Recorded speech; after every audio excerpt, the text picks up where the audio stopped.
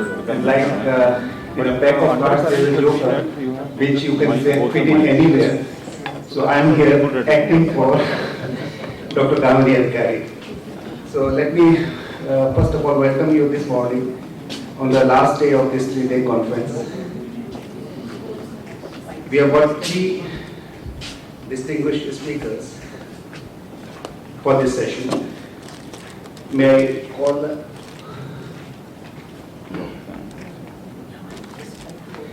The first speaker is Professor Vidula Jaiswal from the Banaras Hindu University.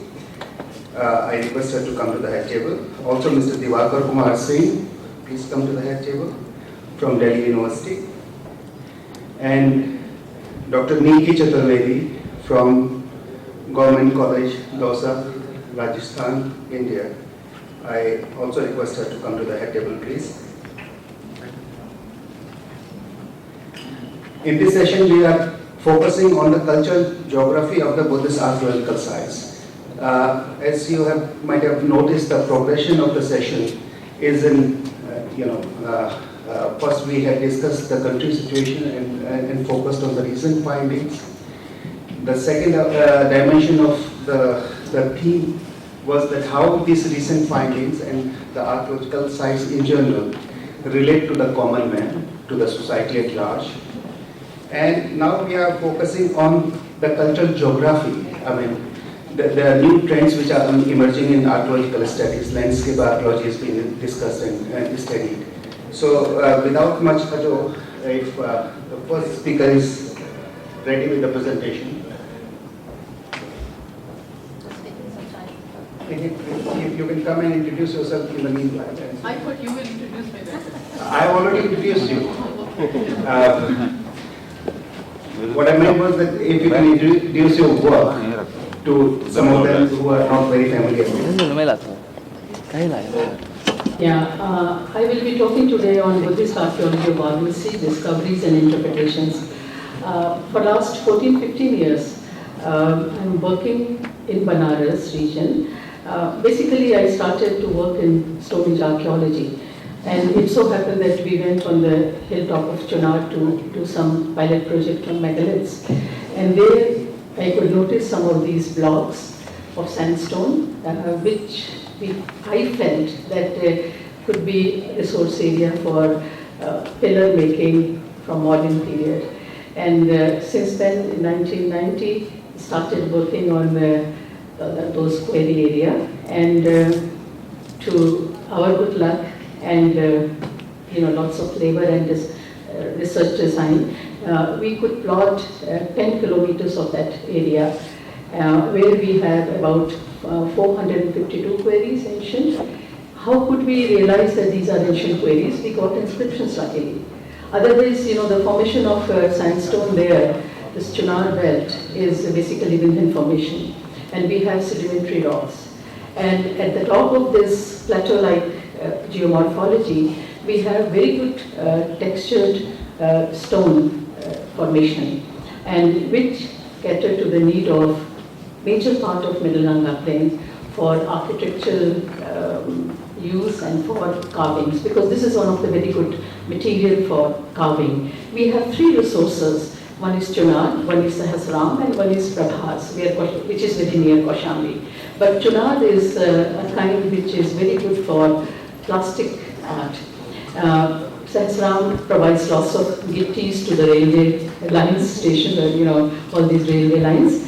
Prabhas is another resource which was used by Kaushambi, sculptures.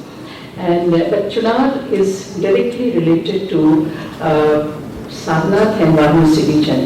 Now, Sarnath, as we all know, that is a very good, very rich site where I use the term consumer center of Chunar sandstone. So now what I will, can you open that? Okay. So now, I'm really very bad at reading my own writings, but even if when I type it.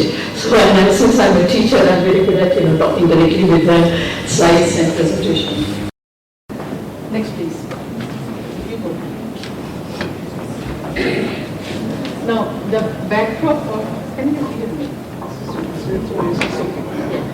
The background of this presentation is the discovery and identification of Sarnath.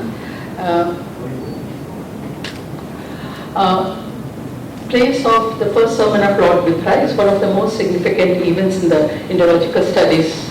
We all know that. The fraction of the collection from Sarnath housed in the museum decorates the rich and vibrant quality is pride of our nation. We know that this Lion Pillar Capital and Preaching Buddha, all these sculptures are there. Next. Now, this is to show you that I have divided archaeological discoveries of Varanasi into 3 phases. This is one of the earliest phase where something around 1904, 5, 6, 10. When this earlier excavations were conducted in Sarnath, and archaeology started in Varanasi with Sarnath. And the first person who had really worked was Orchard here. And this is from courtesy, Archaeological Survey of India, those glass negatives we were talking about. And I'm very fortunate, and I would say that Archaeological Survey has been really very kind to provide me whenever I wanted, and you will see some of the more pictures. So, this is the way you see Dhammek at the back of it, and in front you see the kind of excavations were being conducted, and lots of images were discovered at random. Next. This is a view which again has some, very small story. One of my friends of, again, Archaeological Survey of India was conservating Dhammek Stoop. And I said, can I go at the top of it? Because they had put a machan all over. So I went at the top of it, and this is the view. So after that, the slide we saw, after that kind of excavations, this entire area was exposed at Sarnath. And you see these lots of votive stupas, and that portion which is at the back of it is the temple area. And behind that, we had this, exposure of Lion Pillar Capital. Next. Just to show you that, what was the contribution of this, earlier excavations. I mean, everyone has contributed, whether nowadays we don't find it very scientific. It was identified, it has identified Sarnath as Mrigadal, which we get in the Buddhist text reference. Second is this could establish that from Mauryan to medieval period, Sarnath was very established Buddhist center. And third is that recovery of lots of masterpieces, icons. You can see that Lion Capital at the top, Preaching Buddha, and some later figure, this is post-Gupta, from Sarnath. Just to show you that, we have very many sculptures, and I will be talking on the third portion more because of constraint of time. And these are all made of sandstone from Chunar that we kept reading when we were, a child. So, but which part of Chunar, how were these quarries looked, from where this the stone was acquired, we did not know about it. Next. Now, the rich collection of masterpieces and members of carved architecture passed from Sarnath are made of sandstone, as I told you. Located in alluvial plain, Varanasi region is completely divided of stones. We don't have any kind of stone in and around Varanasi, so mostly bricks were used in the later period also. Location of resource area of sandstone and its use was the first requirement to be established because from Gupta period, Sarnath became one of the main sculpture producing centers. We call it a Sarnath school. And in post-Gupta till medieval, we have dated, precisely up to which period the sandstone was used and in which form. And from the use of automobiles, we see change in the nature of quarries and also use of patiyas from 16th, 18th century. Next. The first stage we have already seen. The second stage was the discovery of sandstone quarries in Chunar Hills, which was from 1990 to 1993. I will refer, the first discovery was made by me and my teacher, Professor B.C. Pant. We went together on Chunar. But later on, I continued personally because I got very much interested in this, discovery. And for 3 years, we really went around and we plotted about 10 kilometers area, plotting each and every. This report has been published, so I'm not going to show you slides. Next, the discovery of satellite settlements near Sarnath, Varanasi. Once I got Chunar, and the full, team of my draftsmen, they worked so hard in this area. I thought this, evidence should be brought up to Sarnath. So, a full research was designed, and I started with the hypothesis that Chunar was the resource area, Sarnath was the main consumer center, and the mode of transportation had to be determined, and also a very rare kind of evidence that which were the areas where these sculptures were produced. Because I was looking for workshop sites, in other words, where stones were carved and icons were made and supplied to Sarnath, as well as some of them to Varanasi. Let me tell you one thing. We got evidence of Varanasi as a city from 1940. Later on in 1960, Krishna Dev Ji excavated, when Kashi Rajghat was being excavated, he identified Kashi Rajghat, one mound, with ancient Varanasi. But later on, BHU excavated it at large, and we could not identify a single Buddhist remain from Kashi Rajghat. And to best of my knowledge, I'm sure Dr. Anand will jump at me, that Buddha never visited city of Varanasi. What we get references, all these monks and movement was from Varuna to Sarnath, not directly from Ganga to Varanasi. So I will be just showing you the map later on, so that the people who are not aware, I will just be. Next, please.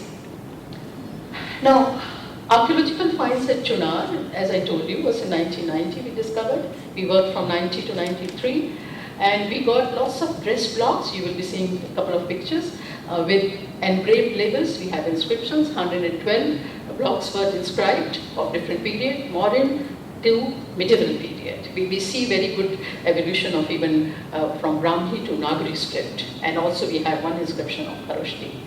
Then identification of mode of transportation of large cylindrical blocks from hill to the water channels. We could trace these blocks, on the slope of hills, coming down to Ganges, from Ganges to, other channels, via Ganga. And when I reported this find, I got lots of messages from some of the villages even, that they have these kinds of blocks lying on the banks of Ganga at different places. So this was a basic, sort of mode of transportation. Next.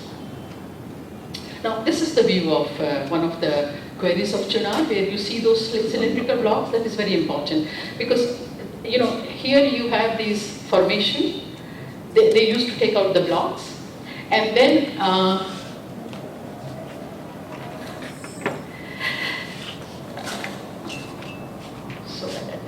so this is the formation top. They used to take out the block with the help of long iron implements. Then they used to dress up like this. This cylindrical form was primarily to transport these big lithic blocks, because automobiles were not there. And if you dress it once, you can roll down. And also, because I started with stone technology, prehistoric, this type of formation avoids all these prominent ridges and depressions, I would say. So when you are rolling down the material, they will not break. If they get impacts, they will not break. So you can very easily roll down this. These blocks were used during modern period for making pillars, and later on, this is important because I keep emphasizing, people think that I always say that these are all made for modern pillars. No, because we have Kushana levels, we have Gupta inscriptions, we have later inscriptions. Once you transport one block, this is a sedimentary rock, you can split it from between, and you will have very good material for carving two Sarnath images, Buddha images which are standing. And if you start chiseling from here, from nose, because that is the most outcoming part of our body, you can have a perfect figure. And if you see the images of Sarnath, we have them all standing, in a perfect, curvatures, but the back is absolutely flat. They have carved it, but back does not have those contours, which we naturally require. So this was actually mode of transportation. If it is for the pillars, good. If it is not, then they were being split and made into the sculptures. Next, please. Now, this is to show you, these are the early inscriptions, Kharoshti and Brahmi. Epigraphy is not my field. And Professor V.N. Mukherjee have read them as Ati the Oshus, name of some person. And many historians have used it, like Satar has used it as suggesting that these pillars, the carvers of modern period were very familiar with the Northwest, not so much of the local tradition. But we also have inscription in Brahmi which reads as O Thafe. Now, Professor G.C. Pandey was suggesting to me that this means front of the portion of the pillar. O Thafe, Agra Thafe. And interestingly, in one of the queries, this one, which is query number 115 in my archaeological records, we have 19 of these. All the 19s were inscribed with the same level, Agra Thafe. And interestingly, it just stuck to my mind. I measured the lion capital of Sarnath, and 4 of the pillars were of the size which could give you very good raw material for carving of the lion capital. Others were smaller. And we know that, other places we have Rampurva and all, we have smaller capitals around. Next. This is to show you just that, the slopes were used for rolling down. Then you come down to the hill, you have these hills full of rolls. And as I told you, we got 1112 such blocks which were not used, and they were left, at various places during transportation, some of them inscribed. Next. Now, we were here, Chunar Query area. Ganga was near to this. And this is a very advantageous geographical position because this Chunar hills, these formations come at some places right up to Ganga. So once you roll it down, it is very easy because all this area is a sort of slope. So you can just roll it down up to here and then navigate, downstream for going to Sarnath. I'm not going upstream just now, we are just heading towards Sarnath. And here, we come here.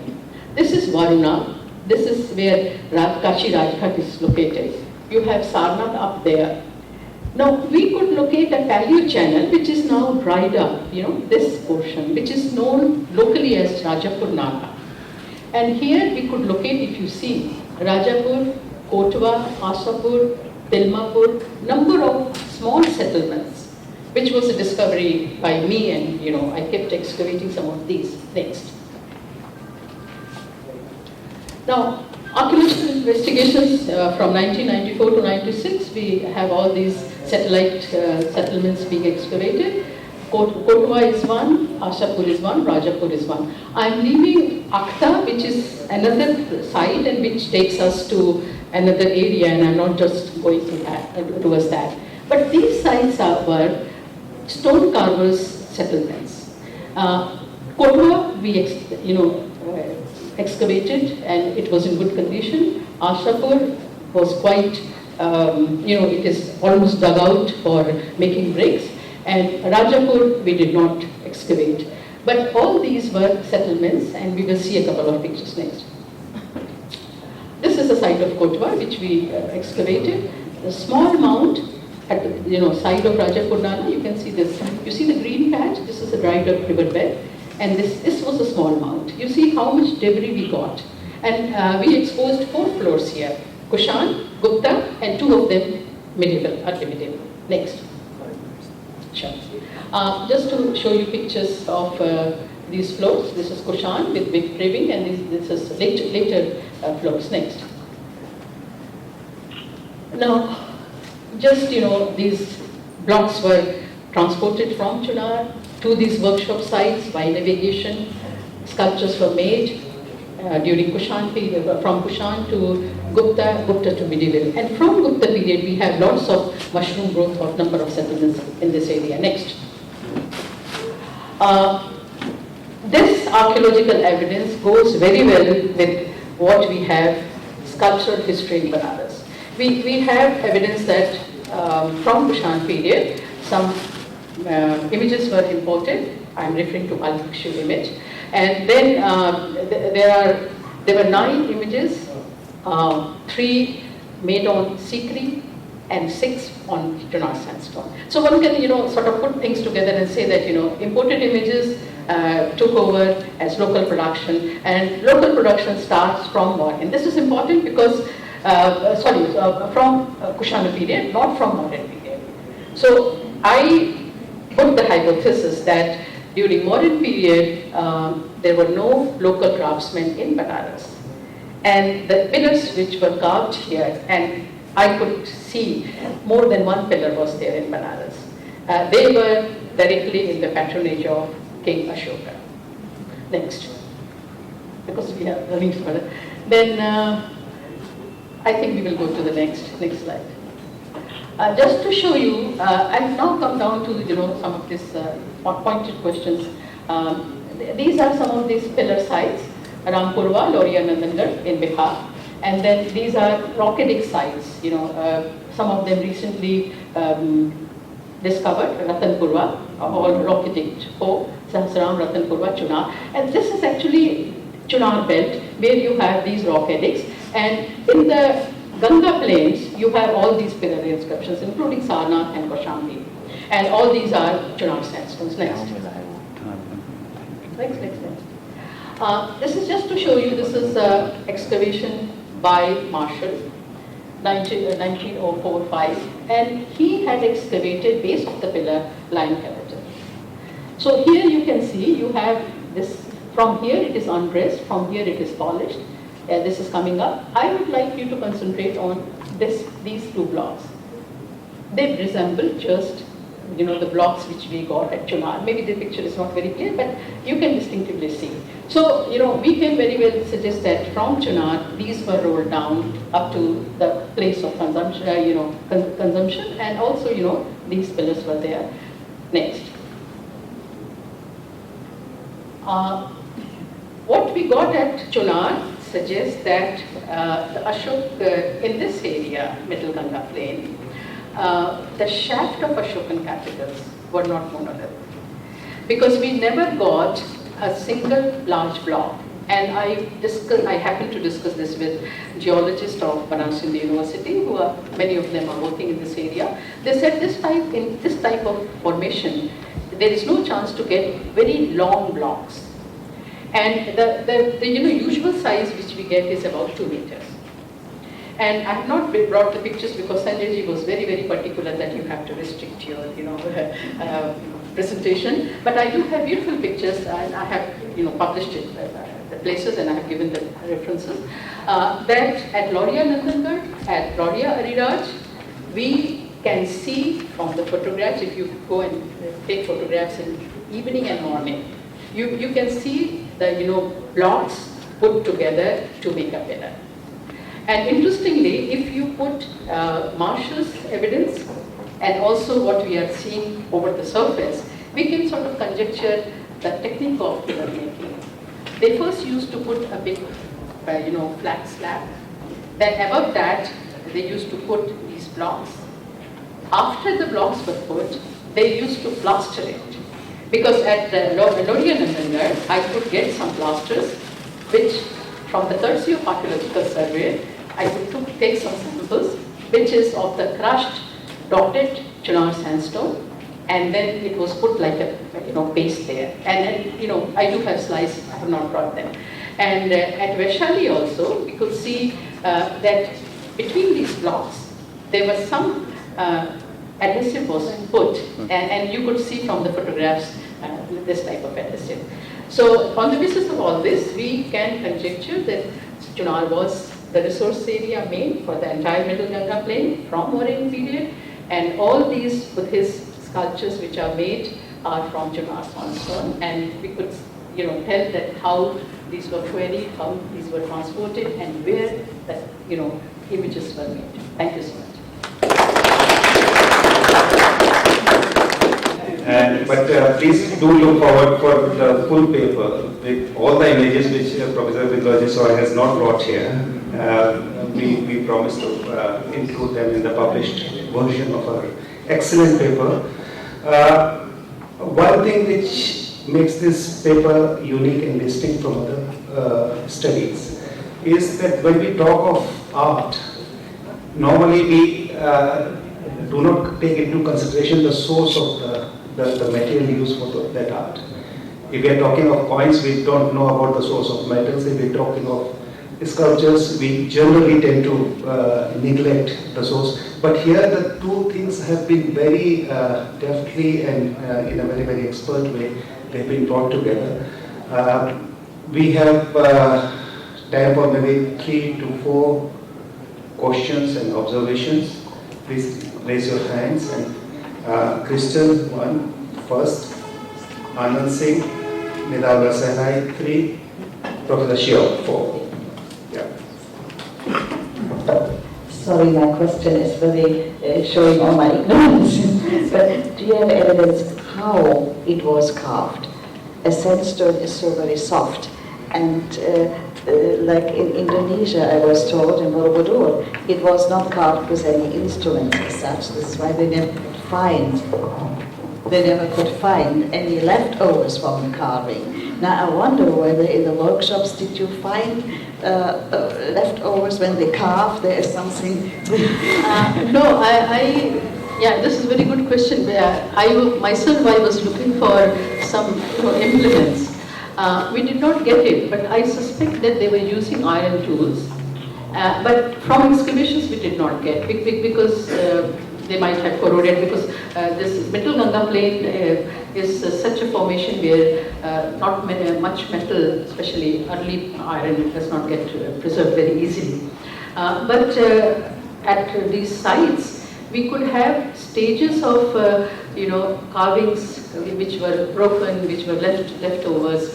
So that shows the techniques, and I'm sure that they were using iron implements. And because I did not get much from archaeology, I did very thorough study of ethnography and sculptures who produce. So I do have list of implements, how they used to carve eyes and hair, and how the chiseling out, and a group of craftsmen were always working. So it had to be a design given to them, and then a group always works. The persons who do the major knocking of the form, they are usually not indulging into the final finish.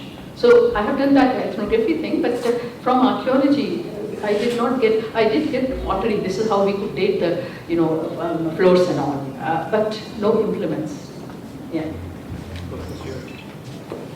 Thank you very much for your magnificent paper. As an outsider, I'm immediately puzzled, not so much by the archaeology of the site, but the social implications. So I can see there were people who were quarrying the stones, those who were rolling them, those who were transporting them on a barge or boat, and then had to roll it towards the workshop and then the team at the workshop.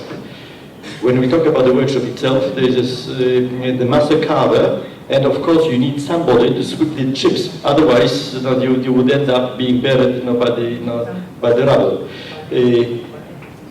The question is, whether it was one large organization which would provide the services throughout, or a number of individual units operating each of those stages, or maybe there was all the permutations.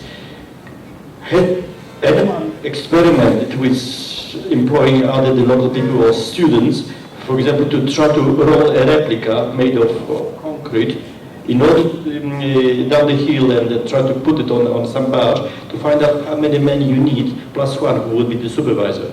And then you can, of course, know about the amount of food which has to be consumed on a daily basis, and the overall cost of the operation, and therefore one could start thinking about the possible profits, and then so on and so on. I'm sorry, I could not give you details, But in my studies, we have worked, like on the basis of epigraphs. Professor V.N. Mukherjee has identified a number of subjects which have been written. Like you have names. If you have name Ativ Oshas, that means that block was being meant for Ativ Osh. Right? If you have an inscription like Ak-Thafe, then they are suggesting that this portion is for the front of the pillar. Right? So these type of suggestions are obtained from the epigraphs, and also sometimes this is Professor B.N. Mukherjee's suggestion, and I just don't I'm not competent enough to comment on that. But he also has suggested that sometimes in the later period we also get epigraphs suggesting the name of the place or village for which it was meant. So they are addressed. Yeah. They are addressed. So, this is one suggestion. And again, as I told you, I worked with some of these sculptors. I was trying to see how, before I started looking for these sites, I really spent some good time with the people who are working in stone, because I always believe unless you have first-hand knowledge, you can't see the evidence in archaeology. So, it is invariably a group of people at one workshop. There is one master craftsman, 5 to 6 people helping, and as I suggested, there is also distribution of labor. Some people will do the major knocking, then some people will finish.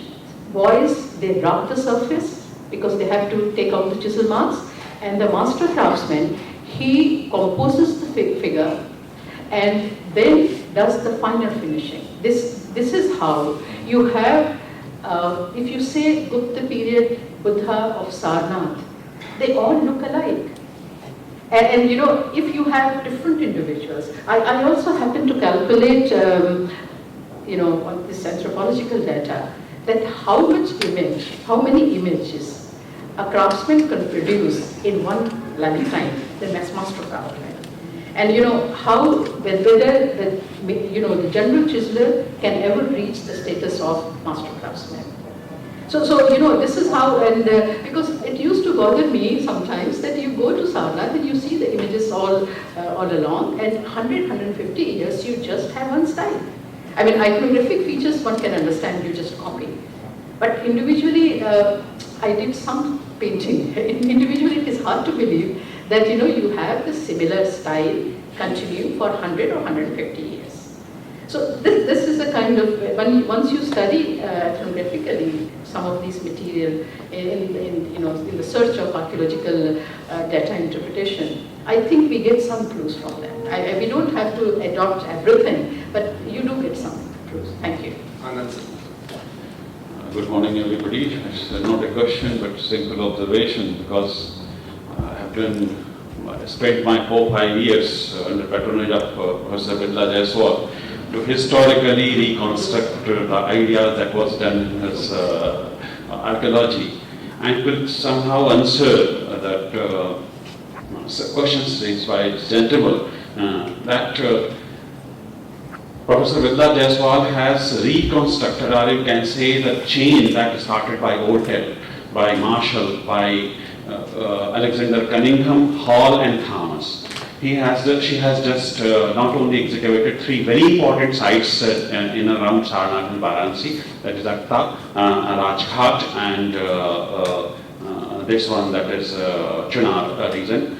And this Chunar, on the basis of the Chunar region, and by this explanation by Professor Mukherjee, one of the most controversial aspects of the Indian history is solved, because there was a great debate that the Mauryan pillars were just source of Mauryan pillars were either from Prabhas or later from Sahasran.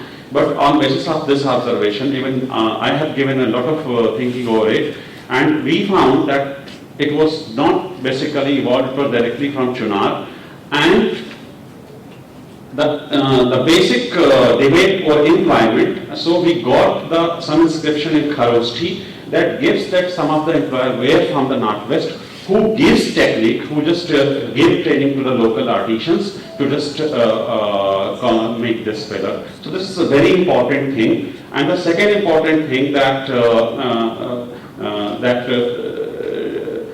on her work, because lot of work has done, and Sarnath's historiography is almost complete. Even she was instrumental, who has just given me UGC project that on the basis of archaeological reports and epitaphs, you have to reconstruct the history of Sarnath. That I have done, and it's going to be published. So thank you, ma'am, for your contribution. Thank you. Last question from Nidal Sarai. Can you pass on the mic, please? Okay. It was a very informative presentation, and as we were teaching in the university, so you showed us a lot of techniques which were utilized in that area. Mostly in our region, we have got huge sculptures from the plain area, but we haven't found these kind of techniques which they have utilized. But you have mentioned that there are some Kharoshti inscriptions, so probably the people, they might have been from there. So we are looking forward to find out such kind of places. But one of the major reason, the problem in our region is that the area, it has got deposits. And recently we were doing some tube well boring for the lawns around the museum. And at a depth of 80 feet, they recovered some pottery sherds. So it's quite impossible to excavate those areas. Number two, the most important thing, probably I might have picked it a little bit, not followed you. You were talking about the monolithic pillars of the Ashokan period. So you don't think that they are monolithic because you are saying that they were applied with some sort of a plaster. So they have got polished and they are standing for more than 1,000 years. So what do you think, that what kind of plaster they were utilizing then? Or what was the technique which they were using in that plastering that it has lasted for such a long period? Thank you so much. I told you about the plaster, and if you see the plaster portion, the portion which was stuck to the rock, it has chisel marks. Upper portion is the polished thing. But as far as the chemical analysis of plaster is concerned, we could not do it yet. And the second thing which bothers me, I thought someone of you will ask me, how were they putting those blocks right up to the 20 feet height or 15 feet high, meters high? Because that is still we have to work it out, the construction of the upper thing. But so far the evidence suggests, I'm sorry I could not bring those slides, I should have brought. You can see those very distinct blocks around. And whether they were making, ramps-like things and then rolling them up, down. But as far as the nature of adhesive in the plaster is concerned, we are not very sure about it. But that plaster I could not notice, frankly, in the broken parts of Sarnath. But it is there at Vaishali, it is there at Lauria and Lanka, very clearly. Because you can see them coming out. Archaeological Survey has put some, fresh plasters of different color, just to show. And you can, and if you knock down, it comes out, in fragments. So since I had gone with a friend of mine who was in charge of that area, he was kind enough to give me some portions of the plaster. So the advice is not to try it yourself. Yes. Thank you very much, Professor. Thank you very much as well.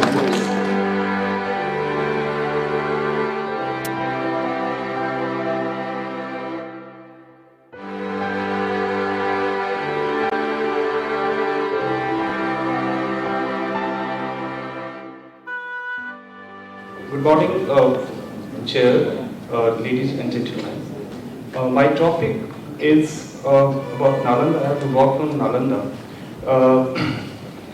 Let me briefly introduce the topic because my theoretical argument is a bit complex, so I'm not going to give into details of that.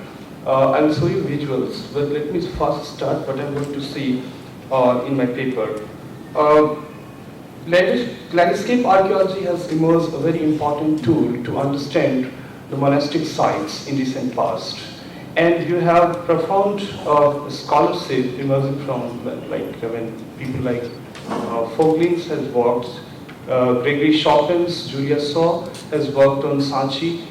These works are quite important to see how the archaeological sacred sites goes under very transformations. Now, generally we have this idea, we all know that Nalanda emerged as a very famous center for learning. It assumed the title of university, something like, though university itself is very colonial term, I'm not going to deconstruct those terms, but definitely it was largely, but beyond this university aspect, we would have not tried to look up how Nalanda witnessed to growth and development of monastic Buddhism in a period which is called so-called decline of Buddhism. Now, my contestation is that so-called decline of Buddhism is simply a misnomer, a rubric which has been designated in early 19th century with colonial scholars, and it was massively followed by the others. Now, if you look at, I'm not going to show the what Nalanda was, but that is important. It is very important to see the vicinity, the sites which are located around Nalanda, and that is equally important. And the data which we have discovered, the data which we find, it's very important to integrate those data along with the findings which we have from Nalanda monastery site itself, and then we can get a larger view of the monastery. I'll talk about few sites and show the slides, and then I'll move on to the conclusion, theoretical conclusion which I have drawn from the sites. This is Nalanda district main. Nalanda was located 88 kilometers from Patna, formerly a Patna district of Bihar. It declared independent district on 9th November 1972. Located 8444 to 86 degree 4 east longitude and 2457 to 2544 north latitude. Geographically, the district can be categorized into two natural divisions, comprising an elevated portion in the southeast with the famous Rajgir Hills and the alluvial plains in the remaining portion. Now, I'm not going to get into details of geological formations. Site was first, Nalanda was first, discovered or identified by Alexander Cunningham. We got two inscriptions from there bearing the name Nalanda earlier, and he followed the exact track of Vansang, and finally he got prior to Cunningham, it was first Buchanan Hamilton who visited the site. He was surveyor, and he was surveying basically the village to village. He was doing this survey job. He was along with a lot of his mentors told him that it is a site, it is the place of some king or something like that. The time when we visited, Nalanda was totally surrounded. The identity of Nalanda was shrouded in obscurity. Now, later on, 1847, Kitori again visited on the basis of Fayance account. Following the Fayance account, again Cunningham, and then broadly, 1872, he was sub-divisional magistrate of Patna district. He badly excavated site. He was so hurried. He was obsessed with collection of sculptures. He employed 1,000 prisoners labored, and then without having any expertise, he badly excavated the sites, and there's a whole history of colonial excavation. Systematic excavation started in 1915 when the Spooner took off, and the Archaeological Survey of India was serious about digging sites, particularly Buddhist one. So 1956 to 1916 and till 1937, again 1973 to 75, we have excavation. Unfortunately, ASI never published the entire details of Nalanda, the connected details. What we have is periodical reports, some of the findings. So still we don't have the connected reports of Nalanda. Now I'm going to discuss the sites which are located in vicinity that are remarkably important. This is a site called Bargaon Sun Temple. It is generally known as Sun Temple, but it is largely part of, it is a place where you can see the Buddhist images have been enshrined and are being worshipped as the Hindu god and goddesses. So it is also one remarkable transformation of the landscape, how can landscape can be perceived in a very manner.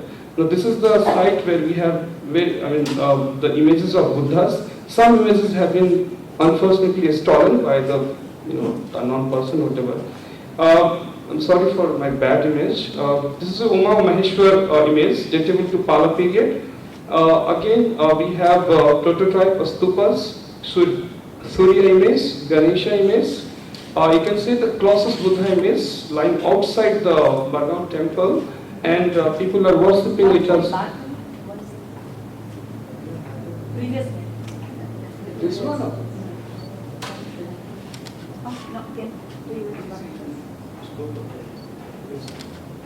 The US has been stolen. That is missing. Yeah, prototype stupa. No, but I come on that.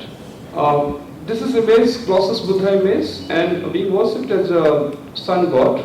And there is a whole oral history of the sites that it is somehow related to sun, Surya. And now people are worshipping as look, you can see this Buddha, and then Buddha got transformed into Surya. Now this is the again, but this is the Surya image, no doubt. These are the Surya images. Now this is again Parvati accompanied by Ganesh and Kartik on the left. This is the Mukhlinga, phallus image, Shiva with the faces, 3 sides. Okay. Now this is recently excavated site. This is called Saricha, also believed to be the birthplace of Sariputta, the famous disciple of Buddha. And recently ASI has tried to conserve sites. Some of the findings which was enshrined in the temple-like place, and they have constructed a temple just to attract that to visit the people, and all the artifacts have been kept there. These are excavated pots and excavated remains from Saricha. Now, before going to other sites, I'll discuss about Jaffardi. Why I'm going to discuss Jaffardi? It is a very prominent site, recently discovered in 2006. It was excavated in 2006. Now, Jaffardi is situated just 3 kilometers away from the ruins of Nalanda. It was first visited by Bagler. Though, if you read the Bagler's account, you can't make out anything whether he visited the site, but he mentioned that Jafra he visited, and then he narrated the story of some folk story of the Chandayan and Lori, and the place has been identified as a place where he comments that it is interesting to note that the gambling as a profession is not a modern institution. He writes in archaeological reports. So he has associated the sites with the gambling. He couldn't identify the site, mounds, and he couldn't give any details.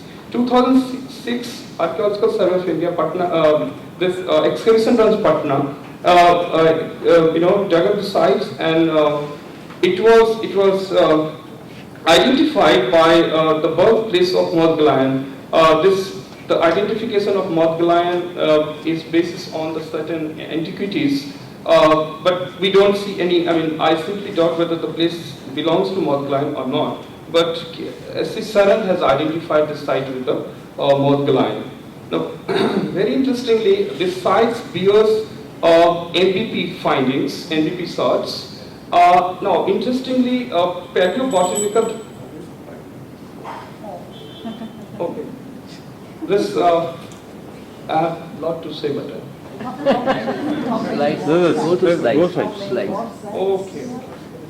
Now, these are the NBP reports, which was collected by me during my geomorph survey. These are the redwares collected from. This is NBP from Jaffardi. Very, this is Mount, Jaffardi Mount. Excavated copper objects from Jaffardi.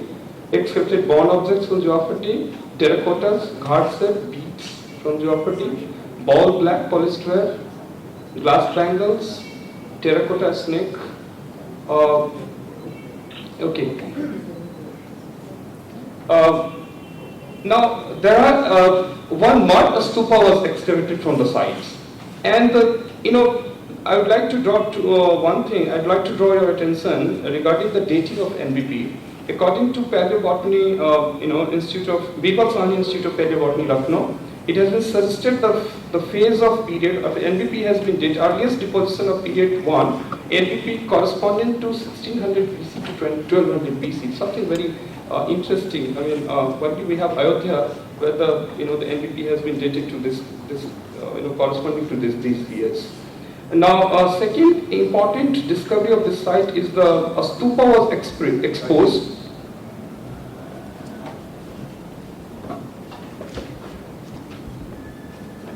Well, a stupa was exposed, and it was mud-built stupa. The remarkable feature of this stupa is the Pradikshina path has been, reported, and there are two Pradikshina path. So that is something very interesting, and it goes very early. The date has been, suggested very early. The antiquities of sites are very important. Similarly, we have, I don't have time to discuss the other issues, other aspects of the sites.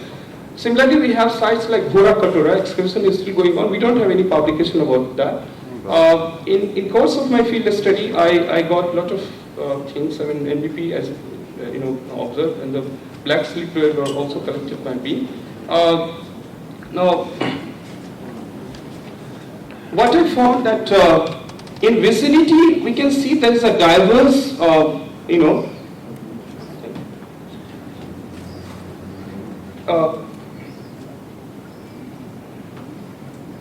in vicinity, what appears from, the images is that we have diverse tradition of worshipping, whether it indicates the linear transformation of Buddhism, or it is some sort of, you can say, the Buddhism, negotiated with other cults, and finally we see the, the continuity of Buddhism, because Buddhas at every site bears, remarkable amount of Buddhist and non-Buddhist god and goddesses. I mean, Hindu god and goddesses. Second thing is, if you see the sites, but then the Buddha has been always central. The Buddha has been subordinated to the other deities. So centrality of either a stupa cult or Buddha has been continued down to 12th, 13th century. Till 13th century we have the images. After that we don't have. The problem with the dating of the images is we don't have images with the inscriptions. What we have is generally the images are generally the votive image, and we don't have any historical information from those images. So that is one difficulty and because of that we can't make out much from them. Naga worship is very famous, and from Jurafati sites also we have lot of terracotta Nagas figurines, and we have also inscriptions from Bihar Sharif that talks about installation of Naga image. A stone panel was, it's preserved in Patna Museum, that talks about Kausika Naga. And if you remember, there's sites in Rajgir where we have the Nag temple. I mean, it is associated with Mani Nag. So these are the well-attested facts. There's no need to, get into we don't need to go into the discussion. What I've sum up with the saying that finds of images of various Brahmanical and god and goddesses from Nalanda corroborate the view regarding the dilution of the identity of Buddhist pantheon, yet the development cannot be seen against the background of hegemonic emergence of Brahmanism as has been understood and discussed as has been underlined in some recent works, because the monastery continued to receive donations from all quarters down to 12th century AD.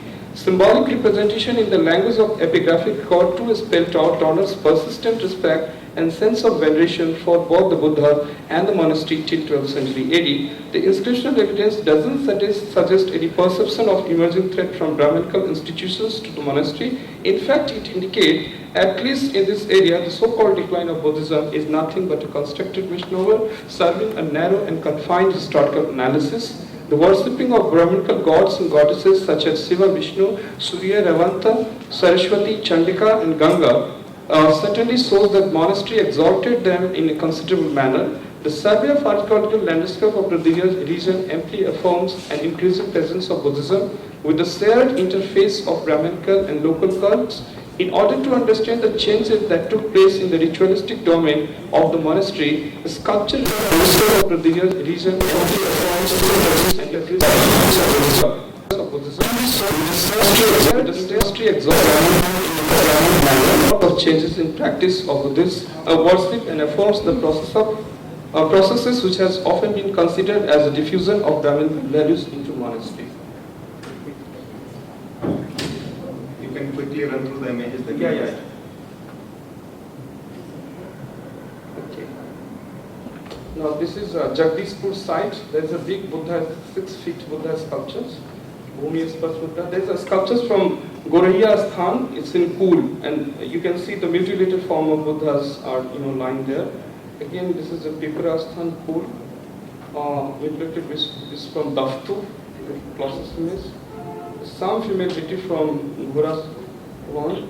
Saura is again sites where the Buddha image is being worshipped as a Hindu god or something like that.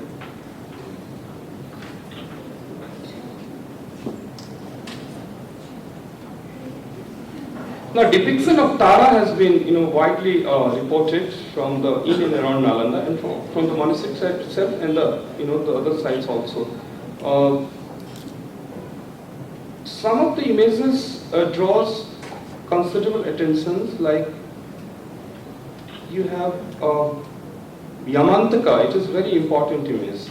If you see the feature of Yamantaka has been designated as one who is the destroyer of Yama. Yama is the god of god of death or something like that. Prajita image is also very interesting, and it has been found that she has been shown as standing on the Ganeshas. So some kind of hierarchy or some kind of that hierarchy can be discerned from this image.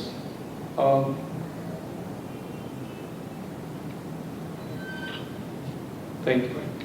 Thank you.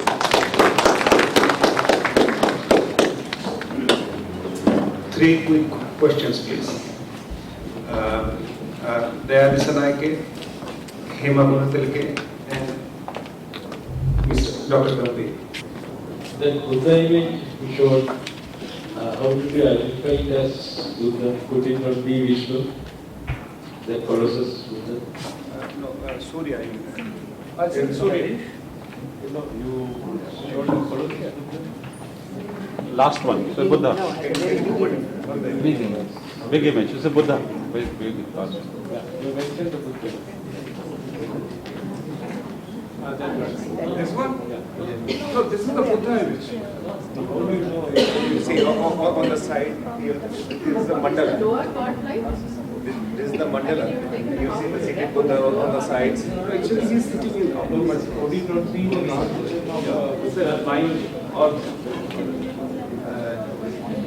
Yeah, if it is good picture, should have taken the complete picture with that. Yeah, without the total image, it is not possible.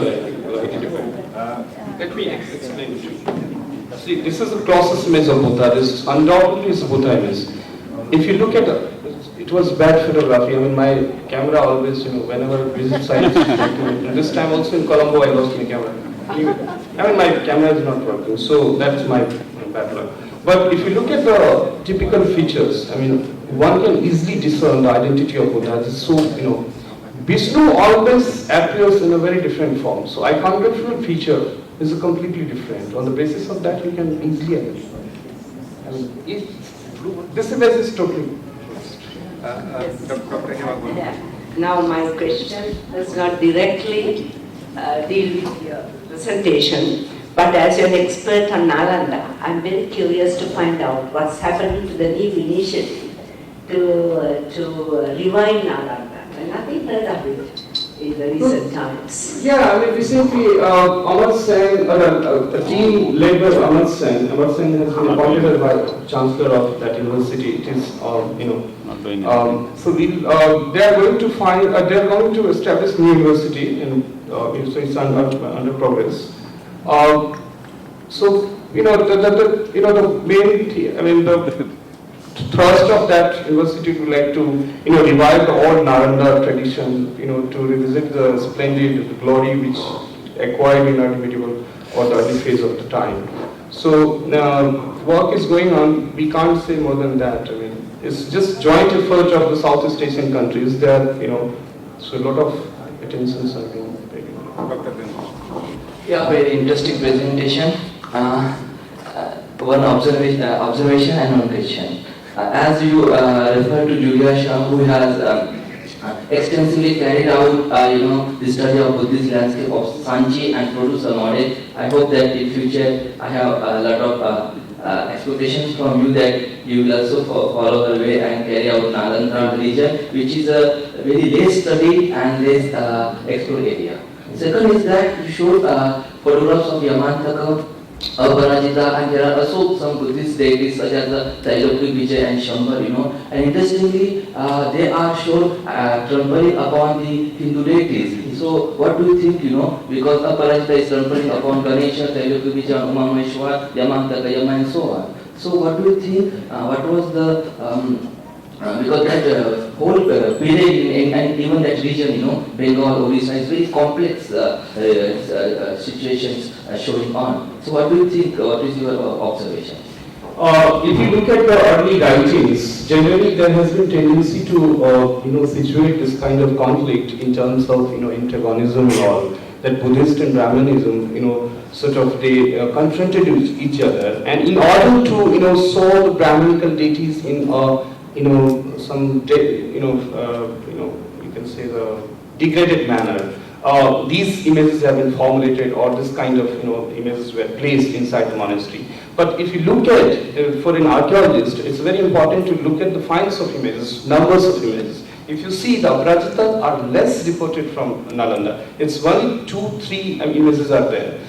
Second thing, on the basis of that also we can see it was a symbolic one. Secondly, the rivalry was not that much. It's a very complex phenomenon, because it's not history of one day, it's not history of 100 years. It is history of entire, if you see Gupta to early medieval, Pala.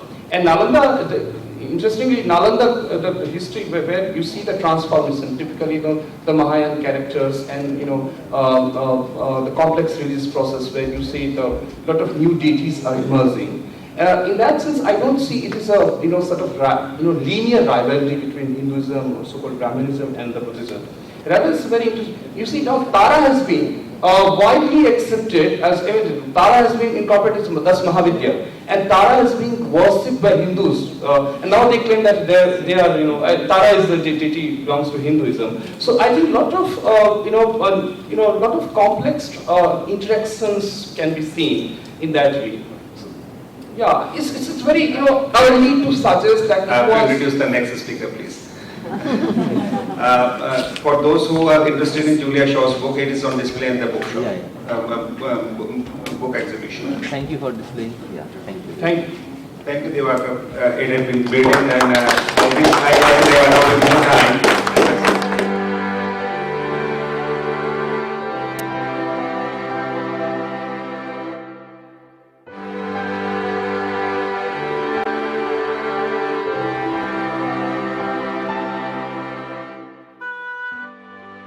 Is Dr. Niki Chaturvedi. She will be speaking on the cultural geography of Buddhist archaeological sites in Rajasthan. Thank you so much, Dr. Sanchin. Not a very enviable position to be the last speaker when tea is waiting outside. But to be fair to you all, I wish brief. More because Sanjay is very particular about ringing the bell. We'll see that. And I would be wanting you to wear it, and also because of my own inadequacies. Because I teach history and my major area of interest is Buddhist philosophy and literature.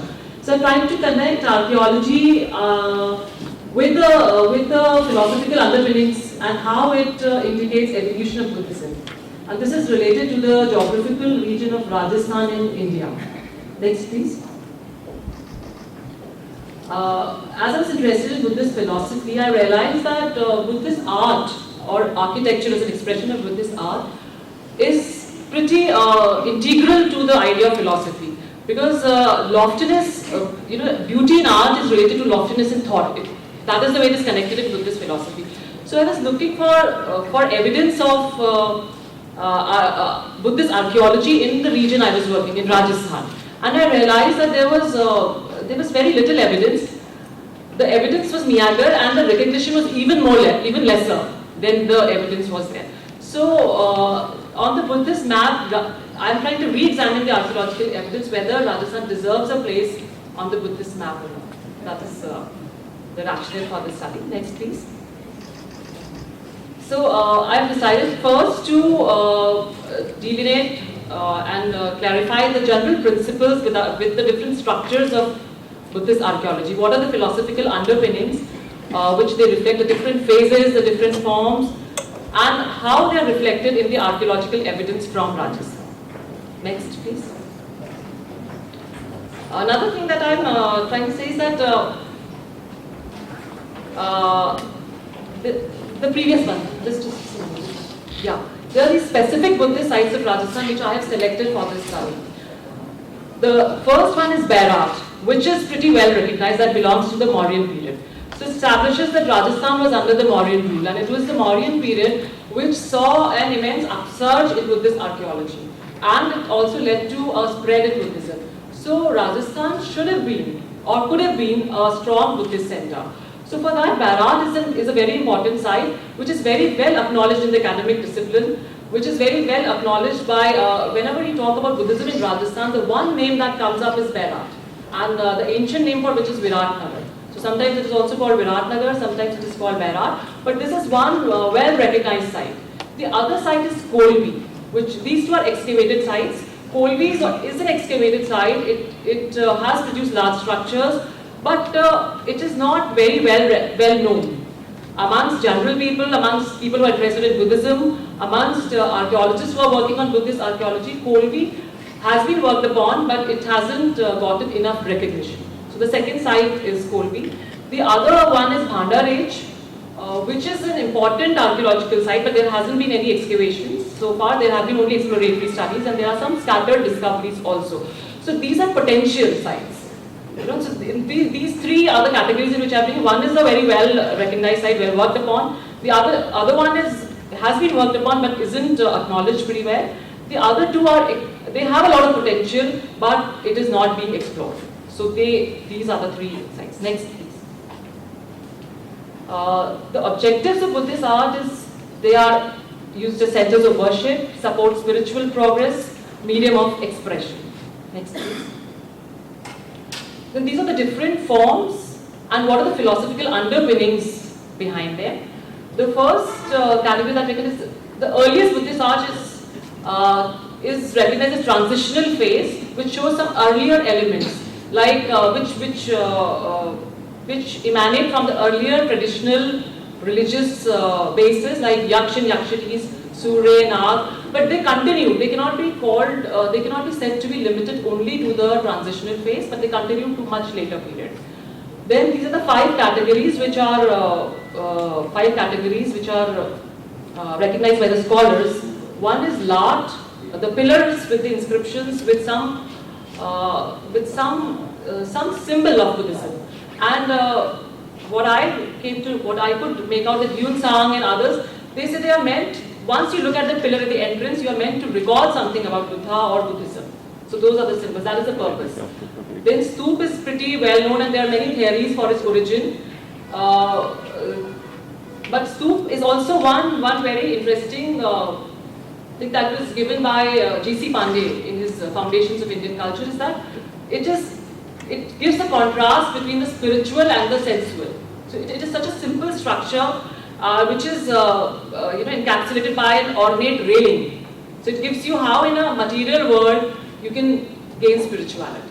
So stupa, and there are many theories of origin regarding stupa, I won't get into that. But the other thing is that as stupa evolved, it became, the edifice itself became an object of worship. It was meant for relic worship. It was meant as a relic town. But then the edifice itself it became a symbol for Buddhist spirituality. The third is Vedika. Vedika has, etymologically I'm still searching, it means many things, but in Buddhist archaeology it would just mean the railing, and it has its own story of growth from simple to ornate. And it is seen to be a reminder of the Buddhan architecture, the way it is carved. Chaityas and viharas are again, philosophically speaking, Buddha always said to renounce the world. So renunciation monasteries and chaityas were constructed, and they were mostly, monasteries were constructed with bricks in the north, in this part in Rajasthan. And Chaitya is a rock cut, they are caves. And one very nice way of explaining is from Gaha to Guha, from home to, like a meditator seeks you're inside the heart. So you leave the home and you renounce the world and you go and seek your spiritual evolution. The third phase would be aniconic and iconic phase. Both these phases are found in Rajasthan. Aniconic would refer to it's more the Hinayana phase where Buddha is not, his icon is not used, statues are not used, it's represented through symbols. And in the iconic phase we get both these phases in Rajasthan. Next please.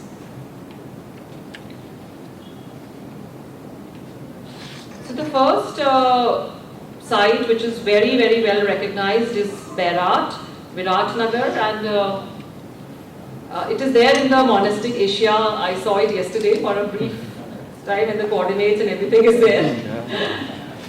So Virat is there is a circular temple. It's situated on 2 hills. There is a brick monastery, small cells. There are numerous remnants of Ashokan pillars, which are they are those chunar. I think maybe you could reflect upon how they were sourced and how they are made of chunar stone. And there are lots of portable antiquities. The Ashokan edict is there, which is specifically addressed to the monks. So that is telling the monks, instructing them which books to read. So there were a lot of monks residing there.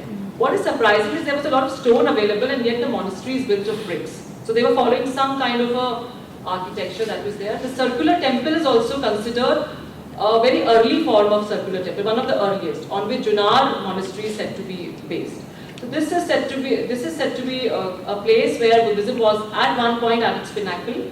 It must have been an influential Buddhist center. Despite that, there were shifts in this. We see the shifts in the popularity of Buddhism, because by the time Huinzhang comes, he writes in his memoirs that at one point this was a very strong Buddhist center, but when he visits, the popularity of Buddhism is declining.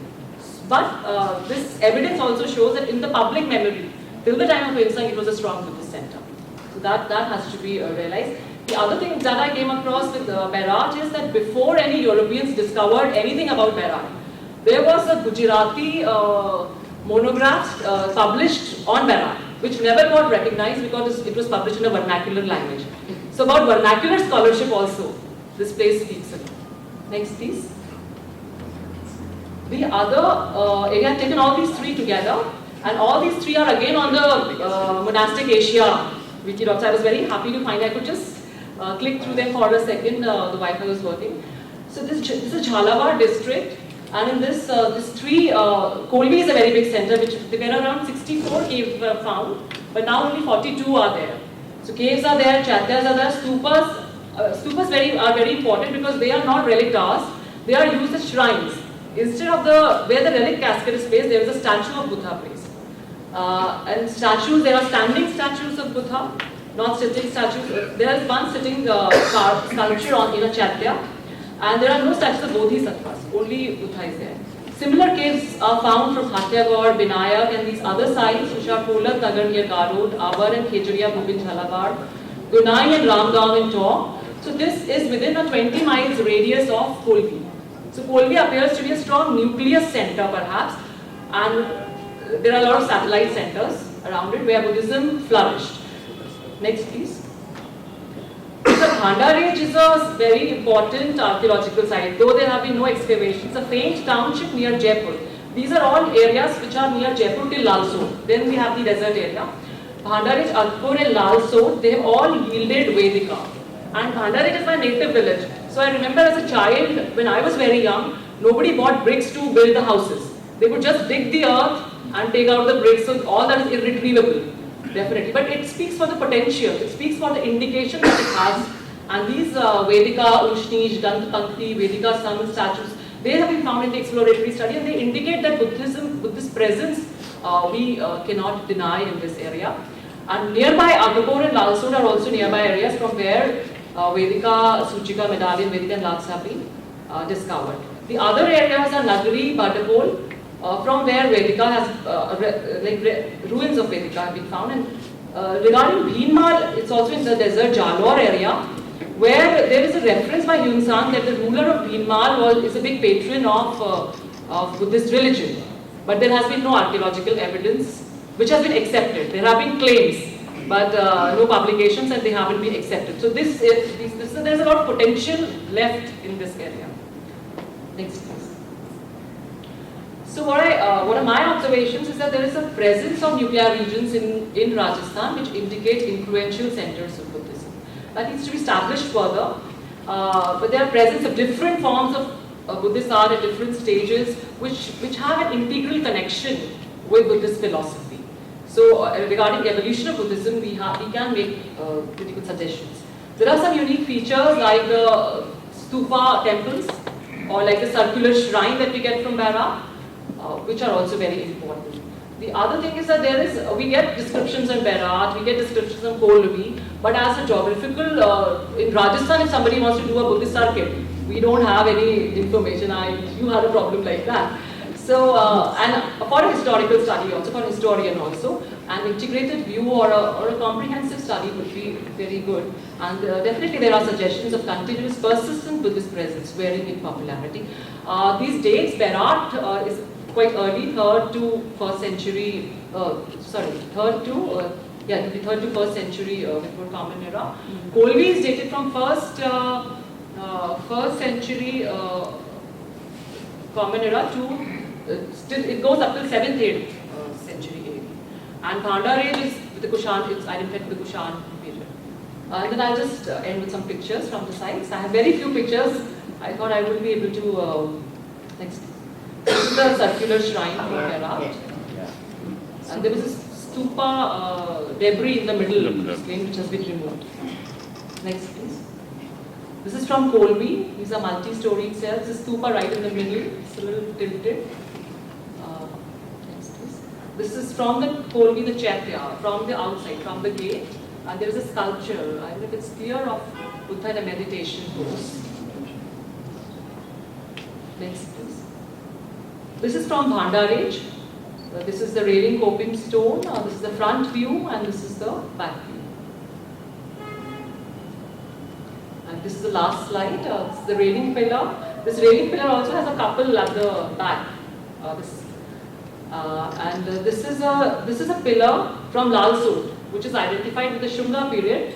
And there is another parazone of a later period, much later period of medieval period, where the pillars have been used.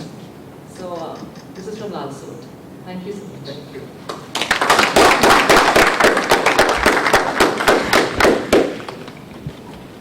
Questions, please.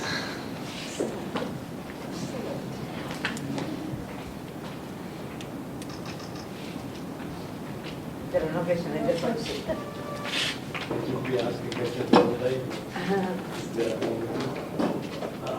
I don't know whether you are familiar with the Sri Lankan Buddhist temples, because I feel probably his name might be right by whether you find any Buddhist religious place in Rajasthan where the boat tree, the biggest religiosa, is being worshipped. The boat tree, Yeah, there isn't. So far we haven't even discovered. I haven't heard. I just wanted to say it's an excellent presentation. Excellent, you see. Though you were very kind of, you said you were defeated, etc., etc. But for the first time I learned a lot, I must tell you. No, I remember Dr. Sanjay saying you can start from a cipher. If you start from a cipher, you can only grow. So, and also certain things that we never knew. So because of that, I have an question, which I will talk to you personally. Maybe I should be some questions. Pass on the mic to Mr. Ketan Bansali from Gujarat, India, and that would be the last question.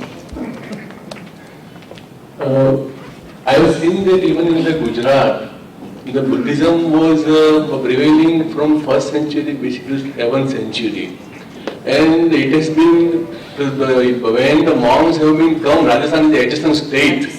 And the period you are mentioning is the same. So from coming north to the far west, it must have been have some footings in the Rajasthan. So on this trail you can have the much more influence. I have a point. There is one side, Devani Mori, which is at the Yeah. border of Rajasthan. Yeah. So there is a lot of similarity with Devani Mori sculptures. That is on the In, border of Rajasthan. Madhya Pradesh also with Damanayar caves. Yeah. These Kolbi caves are very similar to those. But they are And even later. Kolbi is later than Dam. Yeah, and even in the this Kambaleda and Nag all this area, this is the far west coastal area of the Gujarat. Thank you. Thank you very much, Dr. Nikit Chaturvedi. In fact, you have opened a new unexplored area for the archaeological art and otherwise. And you provide a lot of fodder to the Monastic Asia website, and I would request you to send your emails and information so that it could possibly be incorporated in the huge database. Thank you all of you.